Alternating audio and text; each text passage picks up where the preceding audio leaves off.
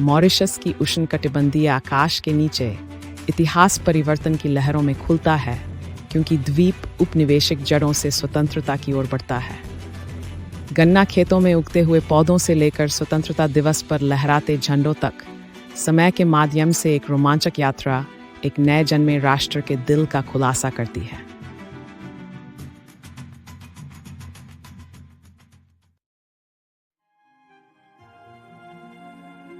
भारतीय महासागर के बीच स्थित मॉरिशस नाविकों और व्यापारियों के लिए विदेशी विलासिताओं की खोज में एक आश्रय स्थल बन गया। जब यूरोपीय उपनिवेशक इसके रणनीतिक स्थिति का पता लगा, मॉरिशस समुद्री शक्तियों द्वारा एक अमूल्य रत्न के रूप में देखी जाने लगी। द्वीप की सुंदरता ने इसके उपनिवेशिक अतीत की जटिल संस्कृतियों के ताने बाने को ढक लिया।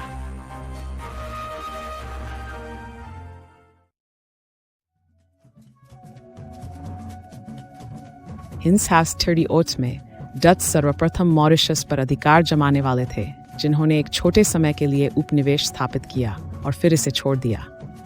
फ्रांसीसी जल्द ही इसके बाद आए और उन्होंने द्वीप पर गन्ने की खेती करके इसकी भूदृश्य और अर्थव्यवस्था को पुनः आकार दिया। फ्रांसीसी अफ्रीकी दासों को लाए, जिनके परिश्रम और कठिन श्रम ने गन्ने की साम्राज्य का निर्माण किया और जटिल सामाजिक गतिशीलता की जड़ें जमाई।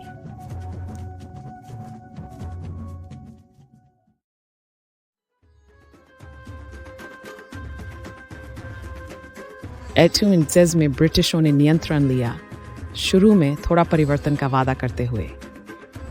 हालांकि नीलेटरपाइज में दास्ता का उन्मूलन मॉरिशस की अर्थव्यवस्था और समाज पर गहरा प्रभाव डाला। पूर्व दासों ने नए स्वतंत्रताओं को अपनाया, जबकि भारत से अनुबंधित श्रमिक श्रम शून्यता को भरने के लिए आए और द्वीप की सांस्कृतिक विविधता में नई परतें जोड़ी।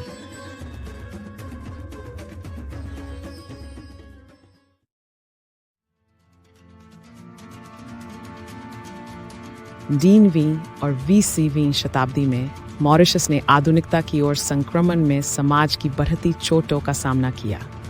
बहुसांस्कृतिक समुदाय उभरे और गन्ना अर्थव्यवस्था वैश्विक बाजारों के साथ उतार चढ़ाव हुआ। द्वीप के लोगों ने पहचान और स्वायत्तता के लिए संघर्ष किया, स्वनिर्धारण के अभिप्राय व्यक्त करने के लिए जातीय सीमाओं को पार करते हुए।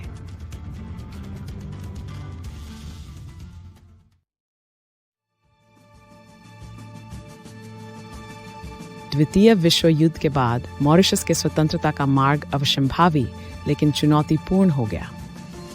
राजनीतिक नेता जमीनी आंदोलनों से उभरे, समान अधिकार और स्वशासन के लिए आवाज उठाई और शुगर कंपनियों द्वारा संचालित परिदृश्य को नेविगेट किया।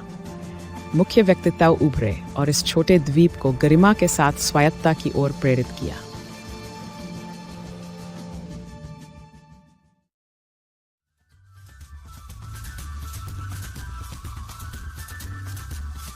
स्वतंत्रता दिवस मार्च 1968 को प्राप्त की गई, जो उल्लासपूर्ण उत्सवों द्वारा अलग की गई।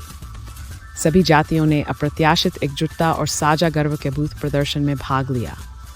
खुशहाल उत्सवों ने सड़कों को भर दिया, जो मॉरिशस के लिए एक नई जीवंत सुबह के सपनों को प्रतिध्वनित करता है।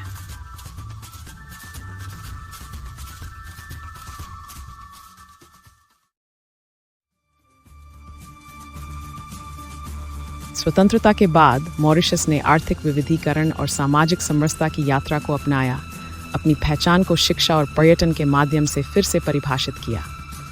द्वीप राजनीतिक स्थिरता और सांस्कृतिक सद्भाव का प्रतीक बन गया, अपनी समृद्ध धरोहर को संरक्षित करते हुए समृद्धि की ओर एक मार्ग का निर्माण किया।